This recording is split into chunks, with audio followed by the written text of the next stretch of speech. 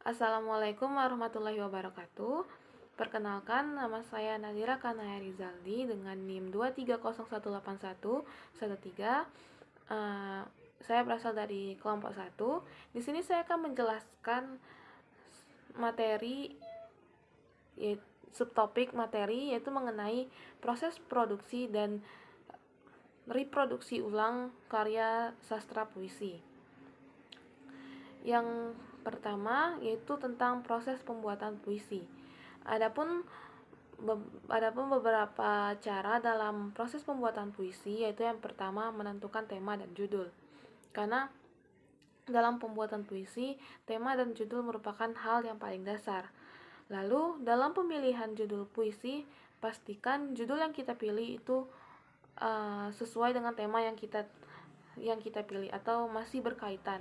Karena kan tidak mungkin kita membuat suatu judul tapi itu tidak sangat kayak jauh sekali dari tema yang kita ambil.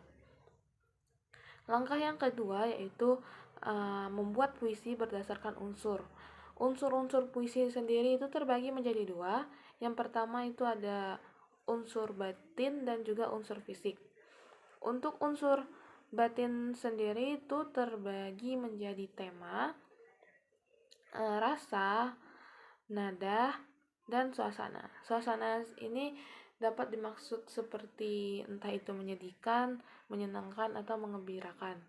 Lalu tidak lupa juga dengan amanat atau makna yang tersampaikan di dalam puisi tersebut, entah itu tersirat ataupun tersurat. Sedangkan untuk unsur fisiknya sendiri itu meliputi tipografi. Tipografi ini tuh seperti bagaimana cara kita menulis puisi tersebut. Entah itu ditulis dengan format rata kanan ataupun tengah, atau rata kiri ataupun rata kiri kanan. Dan juga apakah berapa baris dari suatu bait puisi tersebut. Selanjutnya itu pengimajinasian. Pengimajinasian itu maksudnya kayak sebuah pengandaian. Misal kita ingin membuat puisi tentang guru. Nah, guru itu kita dapat imajinasikan atau kita andaikan sebagai burung ataupun sebagainya. Lalu yaitu majas. Majas sendiri banyak sekali macamnya. Contohnya seperti majas personifikasi. Penggunaan majas sendiri agar puisi yang kita buat itu lebih bagus dan tidak bosan gitu. Dan yang terakhir yaitu verifikasi. Verifikasi sendiri itu lebih merujuk ke bagaimana pola rima dari puisi itu dibuat, entah itu berakhiran ABAB, AA ataupun BB. Dan langkah yang terakhir yaitu mengembangkan puisi seindah mungkin menjadi suatu puisi yang utuh. Pastikan puisi yang kita buat itu ringkas, padat, dan bermakna. Lalu selanjutnya yaitu tentang proses pembuatan ulang dari puisi.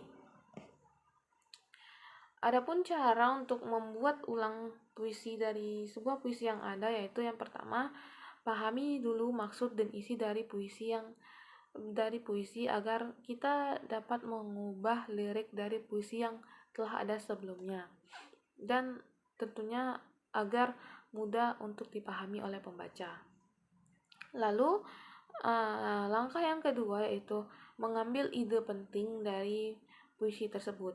Nah, ide penting yang dapat diambil dari sebuah puisi tersebut dapat berupa unsur-unsur yang sebelumnya kita sebutkan tadi, yaitu unsur batin dan juga unsur fisik.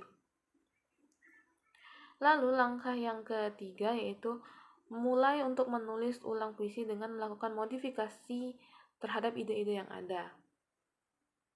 Selain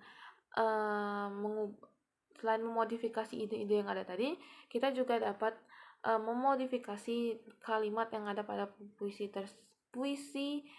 tersebut dengan cara menggunakan sinonim, yaitu mencari persamaan kata tersebut. Jadi kita tidak terlalu pusing untuk memikirkan kata-kata yang baru.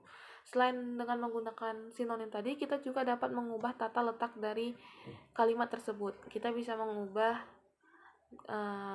tata letak kalimat tersebut. Misalnya dari awalnya kalimatnya itu berbentuk kalimat aktif, bisa aja kita putar menjadi kalimat yang pasif.